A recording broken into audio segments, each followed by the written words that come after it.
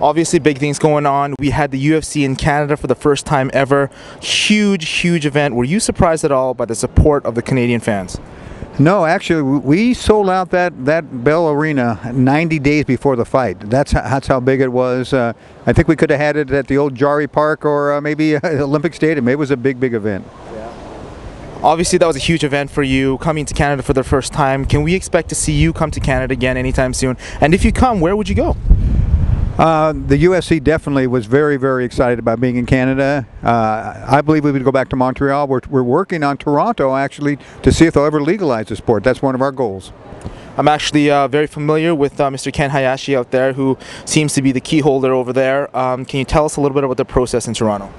Mr. Hayashi is a friend of mine. I've known him for over 20 years, and he's interpreting Canadian law one way. Certainly in Montreal, in the province of Quebec, they interpret it another way. So we need just to get the government all on the same page and have the law the same throughout the country of Canada. We also have huge cities, obviously, on the west. We got Vancouver and we've got Edmonton. Edmonton has a lot of mixed martial arts events. Can we expect to possibly see you out in Vancouver, maybe Edmonton? Edmonton is definitely a very much a possibility. Vancouver also needs to get their laws in place. It's British Columbia, it's legal, but in Vancouver it's not quite ready yet. So we're going to work on that also. Let's talk about the U.S. a little bit. New York City, that's obviously a huge one. What's going on with New York? Well, let me just say this: the last 10 days, the state of Tennessee, the state of New Hampshire, the state of Maryland have all approved the sport of mixed martial arts. Right now, it just went through the Senate in the state of Massachusetts. So next week it'll go to the other side, to the House.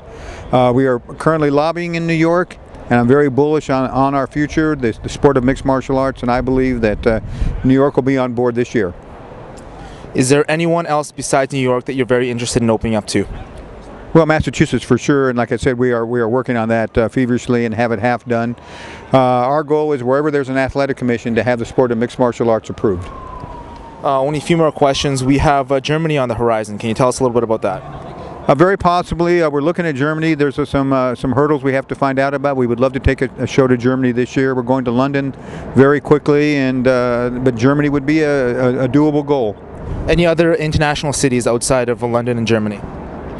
We've heard from all over the world, from South America, from Dubai, from different places in Russia.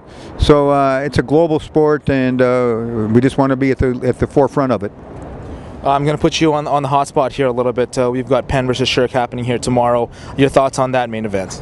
Should be a great fight. What I've learned throughout my years and through my career as a regulator is the one thing I'll say for sure: the winner will be the MGM, the city of Las Vegas, and it'll be a great fight for the fans.